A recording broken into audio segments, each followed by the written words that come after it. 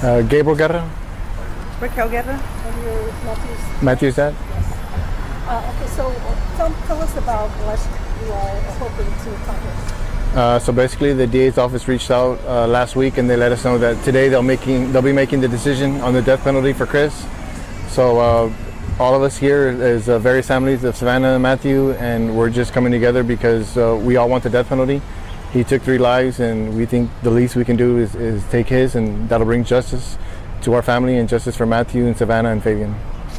Do you have any inclination how they may go? Did they tell you anything? No, he just said the reason they were taking so long is because they were gathering evidence to make an informed decision.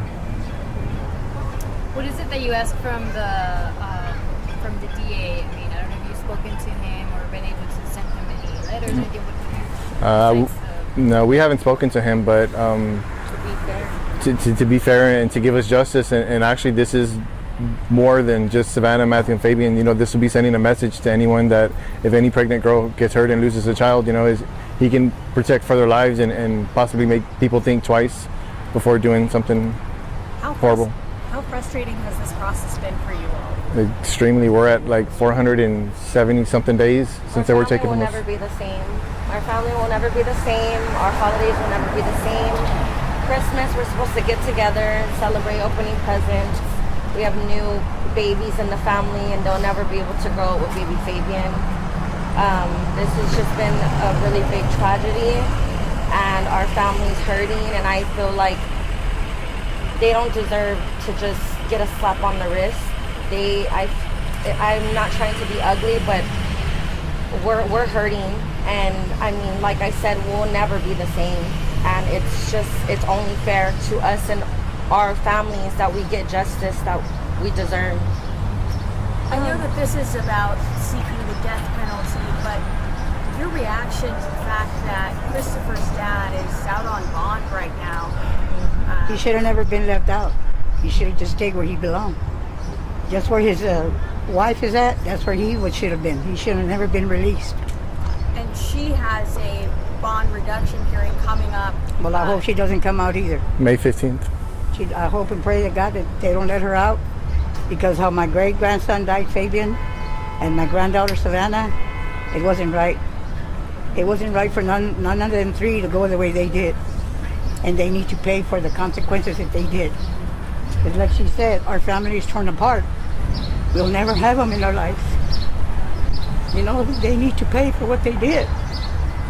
And it wasn't right for them to have given them a bond reduction for him to be out here in the world. It's not right. And it wasn't fair.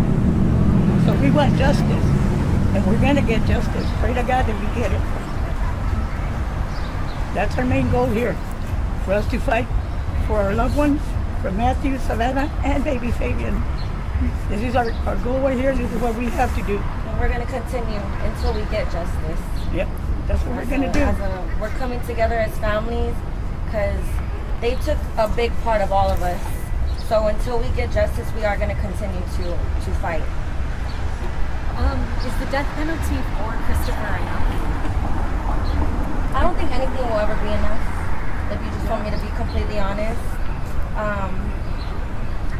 We have a big void in our heart that will never be filled. So no, personally, I feel like that'll never be enough for any of us. Are you hopeful?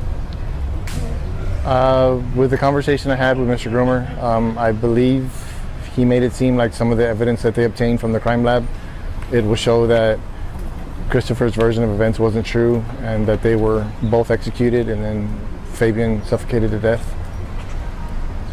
And we are also all working on, after this, we're working on Fabian's Law, where people who have anything to do with the death of a baby are not going to be eligible for bond, that they're going to have to stay in jail until their court date. Can you elaborate a little bit more on that? It's still in the working right now. We have a lady from North Texas who was touched by this case, and she has political contacts, and she's just got with us, and we took about 4 or 5 different laws and we pulled a little from each law and kind of put it together. But right now it's kind of hard to work on that when we have Ramon walking out and just us not knowing if we're going to get the death penalty. So, like I said, it's no bond for anyone that has anything to do with a baby being taken. It's very rare for the district attorney to seek the death penalty. I believe the last time was with Otis McCain, who fatally shot A police officer. A police officer.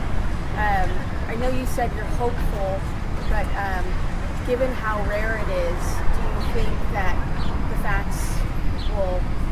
He's only done it 2 times in his term, but like I said, he went on camera and made a statement himself. He said the more gruesome the crime, the more likely to get it. And like I said, we believe Matthew was shot first, so Savannah more than likely saw that. And Fabian heard the gunshot, and I'm sure Savannah was screaming, and then Savannah, got taken next. It's not even just one life, this is 3 lives Yeah. that was taken. One police officer versus a whole family. A baby that never even got a chance to breathe air.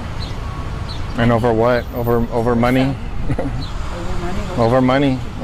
And that was our worry, that he's only 19 and he doesn't have a criminal background, but Fabian was 33 hours away from joining us and would have been Raquel and I's first grandchild. And None of the 3 have shown no remorse whatsoever as well. None of the 3 have no. And they could have done something when the world was looking for them. They could have done something and let us know where they were, but instead they just left everybody searching for them during the holidays and had the audacity to post on their business page for families to have a Merry Christmas and a Happy New Year, knowing the gruesome crime that they had just committed.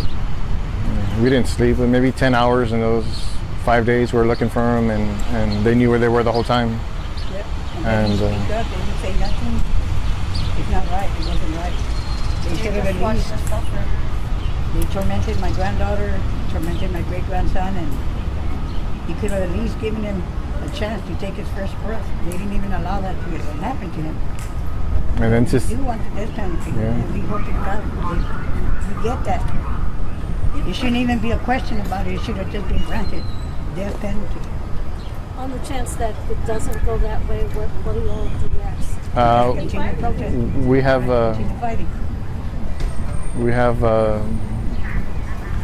an appointment with a politician. In case we get a no, we have an appointment with a politician after this. So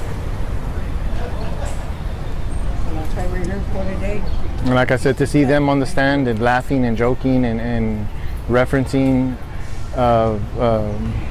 what Ramon Preciado referenced sonogram.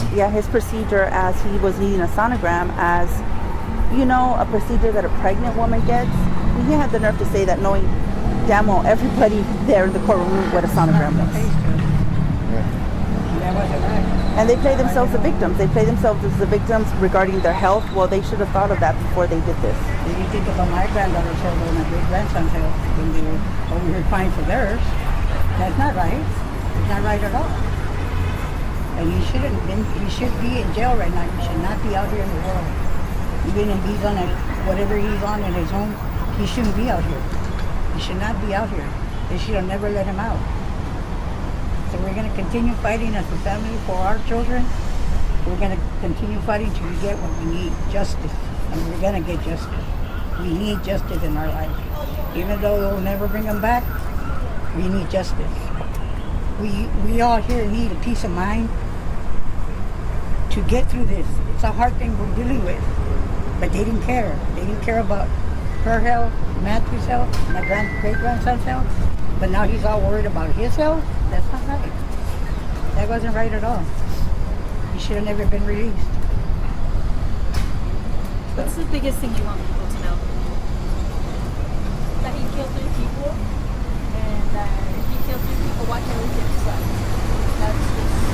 And if they do have the chance to, ever, walk again, like for instance, the dad, who knows who's next?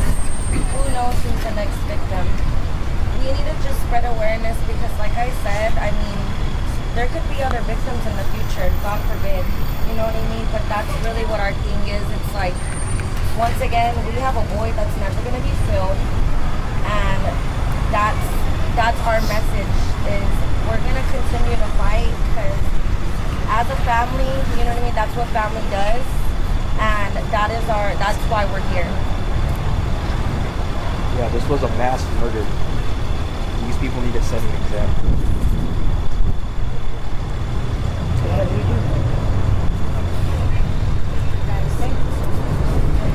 You mind standing there for a little bit? What is an enter and out for the one? Yeah.